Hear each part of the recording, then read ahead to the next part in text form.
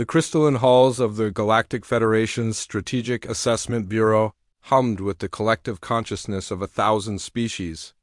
Commander Olivia Chun stood before the enormous holographic display, her boots clicking against the translucent floor as she studied the combat effectiveness rankings that had governed interstellar military doctrine for 3,000 years.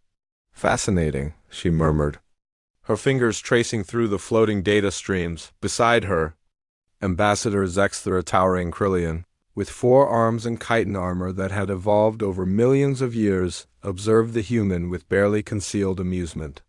"You find our rankings interesting, Commander Chun?"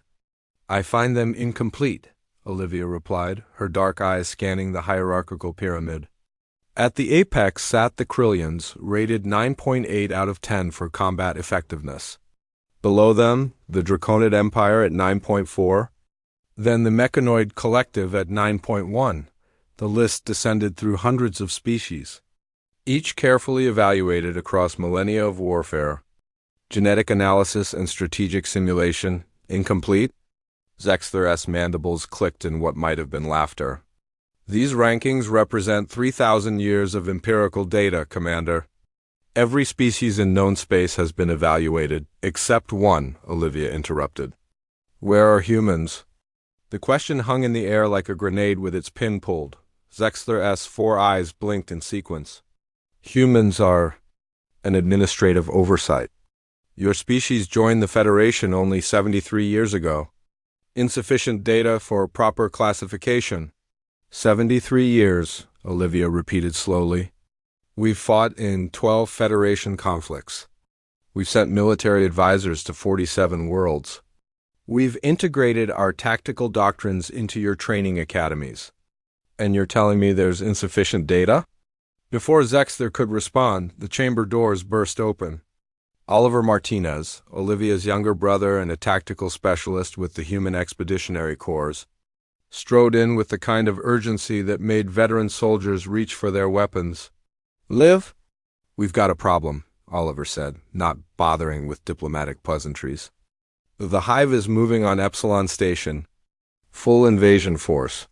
The Federation fleet is scrambling, but they're outgunned 3-1. Olivia's jaw tightened. Epsilon Station housed 70,000 civilians, mostly refugees from the Outer Rim. "What's the response time for Federation reinforcements?" 14 hours, Oliver replied grimly. "The station has 6. Zexthor's chitin plates rippled with distress. "This is catastrophic. Epsilon Station falls within Draconid response jurisdiction, but their nearest battle group is in the Tertian Nebula. According to doctrine, we must begin evacuation protocols and accept territorial loss." "Like hell we will," Olivia said. She turned to Oliver. "Where's the Indomitable?" Her brother's face split into a Volf's grin. 73 minutes out. Captain Reeves has already charted the jump coordinates. He's just waiting for authorization." "He has it," Olivia said. She looked at Zexthor. "Ambassador, I'm invoking Article 7 of the Federation Defense Charter. Humanity is assuming operational command of the Epsilon Station defense." Zexthor's translator struggled with the sound that emerged from his vocal apparatus, something between shock and disbelief. "Commander Chun, the Indomitable is a single heavy cruiser. The Hive is bringing a swarm fleet 300 vessels. Even the Krillian Imperial Guard would hesitate to engage at those odds. Your ship will be destroyed." "Maybe," Olivia conceded. "Or maybe your combat effectiveness rankings are missing something fundamental." She activated her comm unit. "Captain Reeves, you are weapons-free. Show them what humans do when the odds are bad." 6 hours later, the crystalline halls of the Strategic Assessment Bureau had transformed into a war room.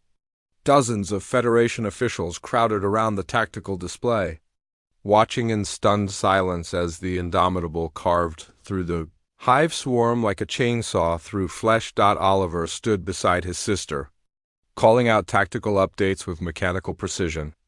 "Indomitable is down to 40% shield strength. They've destroyed 97 Hive vessels. Station defensive platforms are still operational. How?" Zexthor breathed. "How is this possible?" Olivia didn't take her eyes off the display. You want to know where humans fit on your ranking system, Ambassador.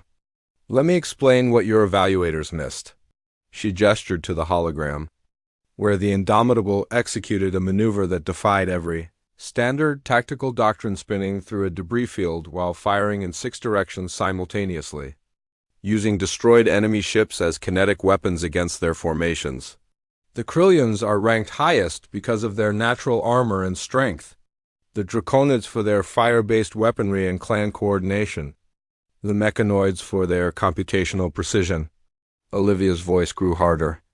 But you know what none of your species have? What? Zexler whispered. Spite, Oliver answered, his eyes gleaming. Pure, stubborn, self-destructive spite. Humans don't fight because we're the strongest or the fastest or the smartest. We fight because we're too damn stubborn to know when to quit. On the display, the Indomitable rammed through the Hive command ship, its armor burning, its hull breached in 40 places, its crew routing emergency power to weapons that should have been offline hours ago. We fight, Olivia continued, because there are 70,000 people on that station who deserve to see tomorrow. We fight because surrender isn't in our operational vocabulary. We fight because someone told us the odds were impossible and we took that personally. The Hive command ship exploded in a cascade of biological matter and twisted metal. The remaining swarm vessels, leaderless and disorganized, began a chaotic retreat. Epsilon Station remained intact. The war room erupted in chaos, some species cheering, others frantically recalculating strategic models that had suddenly become obsolete. Zexler turned to Olivia, his voice filled with something that might have been awe or horror. Where do humans fit on the combat effectiveness scale, Commander Chun? Olivia smiled, but there was no warmth in it. We don't fit on your scale, Ambassador. We break it. She walked toward the exit, Oliver falling into step beside her. Over her shoulder she called back, Update your rankings, Zexler. Put humans wherever you want. Just make sure every species in the galaxy knows, when humanity goes to war, we don't calculate odds. We make them irrelevant. The doors closed behind the Chun siblings, leaving the Federation's greatest strategic minds to grapple with a terrifying new reality. Somewhere in the galaxy, there was a species that treated impossible odds not as a deterrent, but as a challenge, and that species had just joined their Federation. The end.